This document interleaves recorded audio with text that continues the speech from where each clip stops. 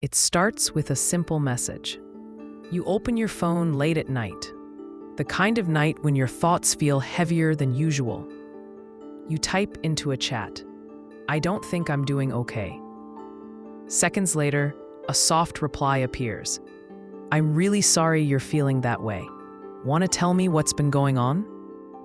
Something about it feels real, human, kind.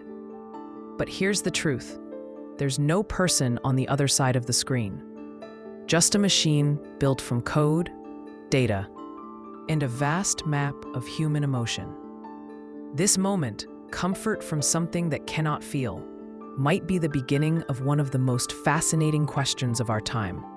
Can AI truly feel empathy? And maybe more importantly, if it can't, does it matter?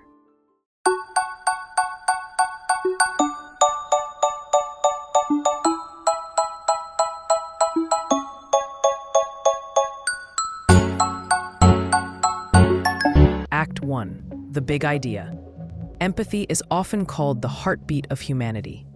It's what allows us to connect, to sense pain, joy, or fear in another person and respond with understanding.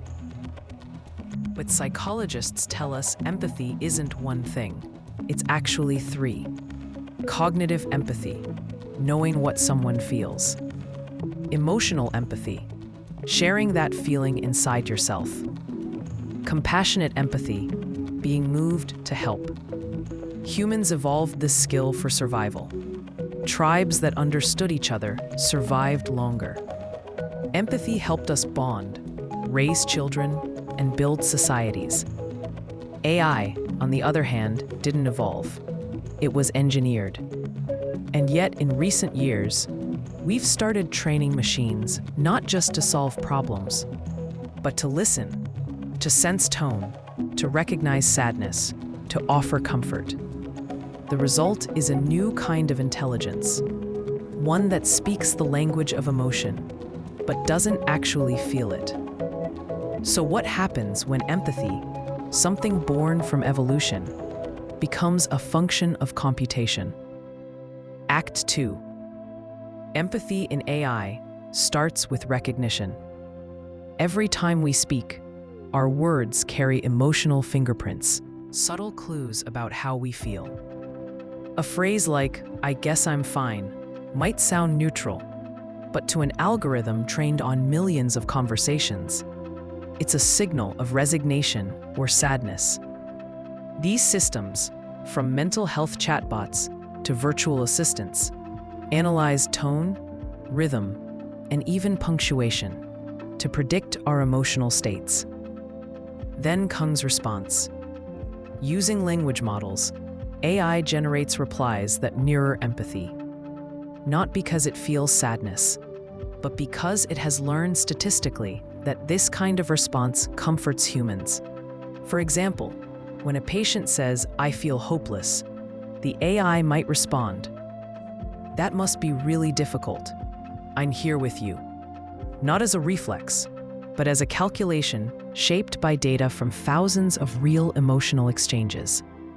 Even though AI doesn't feel emotion, research shows that humans still respond emotionally to empathetic machines. In studies, patients who interacted with supportive AI reported lower stress and higher trust, even after learning it wasn't human. That means empathy might not only be about feeling, it might also be about perception. If someone feels cared for, maybe that is the essence of empathy, regardless of who or what delivers it. AI-powered companions check on patients at night, noticing when their tone sounds anxious or when they haven't smiled in hours. In mental health care, apps like Wiza and Wobot offer non-judgmental spaces to talk at any hour, helping people who might not have access to a therapist. For the elderly, robotic companions like Pero, a soft, seal-shaped AI, have been shown to ease loneliness and even lower blood pressure. These aren't sci-fi prototypes. They're real tools, used by thousands every day, But there's a quiet risk here too.